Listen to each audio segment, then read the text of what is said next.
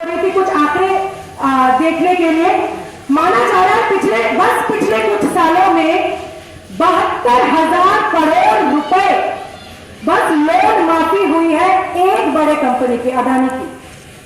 72,000 करोड़ रुपए लोन माफी सरकार ने केवल एक कंपनी की है। आप पिछले 10 सालों में इन बड़े बड़े कंपनियों की कितने हजारों करोड़ों रुपए की लोन माफी की है, इसका कोई हिसाब नहीं है। क्या इतना पैसा सब्सिडी तमाम सालों से तमाम बुनकरों के पीछे उसने खर्च किया है? नहीं किया है। मगर क्या बयान बनता है? बयान यह बनता है कि ये बुनकर है जिसको मदद की जरूरत है, ये बुनकर है जिसको सब्सिडी की जरूरत है, ये बुनकर है जो बीमार उद्योग है और सरकार थोड़ा थोड़ा करके उसको थोड़ा जीवित रख रही है। अगर ऐसा ही होता तो इतना सारा लोन माफी किसी और उद्योग को क्यों दिया जाता है? उद्योग नहीं, कुछ चुनिंदे कंपनियों को। तो सरकार अगर किसी को, अंग्रेजी में जिसको सब्सिडाइज कहते हैं, सरकार अगर किसी को सब्सिडाइज कर रही है तो वो बड़ी पूंजी को, और बड़ी पूंजी में चुनिंदे कंपनियों को सब्सिडाइज कर रही है। लोन माफी ही नहीं, वो हजारों एकड़ जमीन खाली कर इन फैक्ट्रियों को बिठा रही है, बड़ी बड़ी बस्तियों को उजाड़ रही है, विस्थापन कर रही है। तब जाके बड़ी पूंजी के फैक्ट्री बस रहे हैं, तब जाके उन फैक्ट्रियों में उत्पादन हो रहा है, तब जाके उन उत्पादन को एक तरीके से दिखा के बनारस के बुनकरों को सूरत में या दिल्ली में या फरीदाबाद में या तमिलनाडु के अलग अलग जगह पे या आंध्र प्रदेश के अलग अलग जगह के बड़े बड़े कंपनियों में लेके जाया जा रहा है। बोल रहा है आपका रोजगार अपने बुनकरी मोहल्लों में नहीं है, आपका रोजगार इन बड़ी फैक्ट्रियों में है, इन बड़ी कॉर्पोरेट कंपनियों के बीच है। ये बड़े कॉर्पोरेट कंपनियां बैठी कैसे? वो एक दिन भी नहीं चल सकती अगर सरकार उसको 1000 एकड़ जमीन मुफ्त ना दे। ये बड़ी कंपनियां नहीं चल सकती अगर सरकार एकड़ जमीन की विस्थापन करके उनके झोली में ना डाल दे। ये कंपनियां नहीं चल सकती अगर कुछ करोड़ों हजार रुपए की लोन माफी इनको ना की जाए। मतलब वो कितने करोड़ हजार रुपए है वो उसकी छवि भी हम नहीं बना सकते हैं। तो अगर कोई एक हिसाब से निर्भरशील है तो ये बड़ी कंपनियां हैं, वो बुनकरी समाज या बुनकरी उद्योग नहीं है। बुनकरी उद्योग है, किसान है और तमाम ऐसे अलग अलग उद्योग है जो ही आज भी हमारे देश के ज्यादा से ज्यादा लोग के रोजगार का माध्यम है। और किसी भी तरह से, कोई भी तरीके से ये जो बड़ी कंपनियां बैठ रही है वो हमारे देश के ज्यादा से ज्यादा लोगों को रोजगार नहीं दे सकता, ना दे पाया है। और अगर अभी तक नहीं दे पाया है तो आने वाले दिनों में भी कोई आर्थिक विश्लेषण ये नहीं बोल पा रहा है कि वो देगा। तो ये उद्योग ही है, जिन उद्योग से आप जुड़े हैं, जिन उद्योग से किसान जुड़े हैं, वो ही उद्योग है जो हमारे देश के ज्यादातर लोगों के जिंदगी का आधार था, है और रहेगा। और उसकी पहलकदमी केवल मात्र उसके जिंदगी की पहलकदमी नहीं है, वो तय करेगा कि आने वाले दिनों में देश का स्वरूप क्या होगा। जिस तरीके से किसान आंदोलन तय करता है, जिस तरीके से बड़े बड़े मजदूर आंदोलन तय करते हैं कि आने वाले दिनों में देश का भविष्य क्या होगा। मगर इसमें एक दिक्कत है, ये जो हमारी ताकत है, ये ताकत ही तो सबसे बड़ी मुसीबत है हमारे खिलाफ जो सत्ता खड़ी है। तो इस ताकत को अलग अलग तरीके से तोड़ने, अलग अलग तरीके की व्याख्या देने की वो कोशिश करते हैं।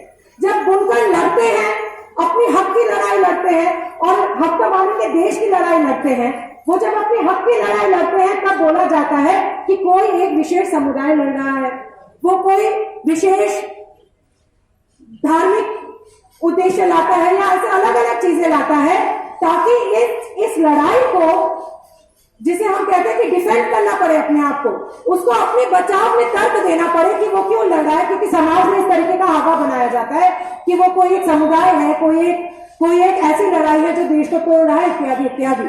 हमें अपना तर्क देना पड़ रहा है कि हम क्यों अपनी ये लड़ाई लड़ रहे हैं, हमें किनारे में ठोसा जा रहा है। सबसे बड़ी बात हमें ये समझनी पड़ेगी कि हमारी ताकत न केवल इस चीज पे है कि हमारी 1 2 3 मांग है, बस इस चीज में भी है कि कि अगर हम नहीं लड़ेंगे तो देश का भविष्य कुछ और होगा। हम लड़ेंगे, हम अगर आगे बढ़ेंगे तो देश का भविष्य कुछ और होगा। तो हमारे सबसे बड़ा तर्क ये है कि हम देश का भविष्य निर्धारित कर रहे हैं। ये कोई एक समुदाय की लड़ाई नहीं है जिस तरीके से सरकार या सत्ताधारी कोई भी इसको दिखाने की कोशिश कर रहा है।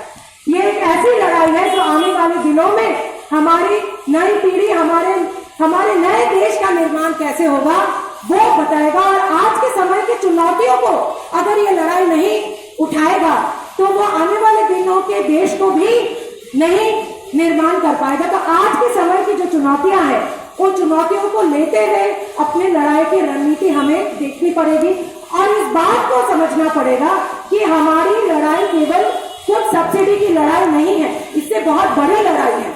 और सब्सिडी अगर किसी को ज्यादा मिलती है तो वो मिलती तो बड़े बड़े पूंजीपति है जो हमारा काम आज के समय में खा लेने की कोशिश कर रहा है और सरकार उसका समर्थन करने की कोशिश कर रहा है। वो तमाम एक आध बड़े बड़े कॉर्पोरेट, बड़े बड़ी कंपनियां हैं। ये जो पहलकदमी है देश का भविष्य बनाने की, जो पहलकदमी अलग अलग समय में अलग अलग आंदोलनों ने ली है, कबीर ने अपने समय में ली है। जिस तरीके का इतिहास हम सुनते हैं कि कबीर के वंशज ने ली है, कबीर मठ ने एक समय लिया है, जिस तरीके के इतिहास की बात अभी मैं कह रही हूँ। और अगर हम अपने आप को कबीर का वंशज मानते हैं, ये लड़ाई हमें भी लेनी पड़ेगी कि आज के समय के समाज की क्या चुनौतियां हैं और हमारे समय में देश आगे कैसे बढ़ेगा। ये लड़ाई हम लड़े। अलग अलग प्रांत के लोगों ने ये किया है, कभी कभी छात्र इस लड़ाई को लड़ते हैं। सबसे बड़ी बात है किसान इस लड़ाई को लड़ता है। अन्य देशों में अलग अलग लोगों ने अलग अलग ऐतिहासिक समय में ये चुनौती ली है कि हम लड़ेंगे और इस दिशा में आगे बढ़ेंगे जो देश के भविष्य को तैयार करेगा। आज हमें इस चुनौती को स्वीकार करना है कि आज के समय में क्या चुनौतियां हैं उसको हम स्पष्ट तरीके से बोल पाए, हमारी जो ताकत है उसको हम एकताबद्ध कर पाए और तमाम अलग अलग दिक्कतों के बावजूद इस पहल को, मैं तो कहूंगी इस दायित्व को ले कि जिस उद्योग के साथ हजारों करोड़ों लोग इस देश के जुड़े हैं, जो उस उद्योग का ताकत बनता है, वो ये दायित्व ले कि आने वाले दिनों में ये देश कैसा बनेगा। वो बुनकरी आंदोलन दिखाएगा, वो किसान का आंदोलन दिखाएगा, वो मेहनत कश लोगों का आंदोलन दिखाएगा। तो ये आंदोलन की बात जो हम बोल रहे हैं वो केवल बुनकर के आंदोलन की बात नहीं कर रहे हैं, हम देश के आंदोलन की बात कर रहे हैं। और इस पहलकदमी में हम सब साथ हैं। हम और इसमें क्या करना है क्या नहीं करना है वो तो और बैठ के और ठंडे दिमाग से सोच के अपनी एकता को बना के आगे लेके जानी पड़ेगी। मगर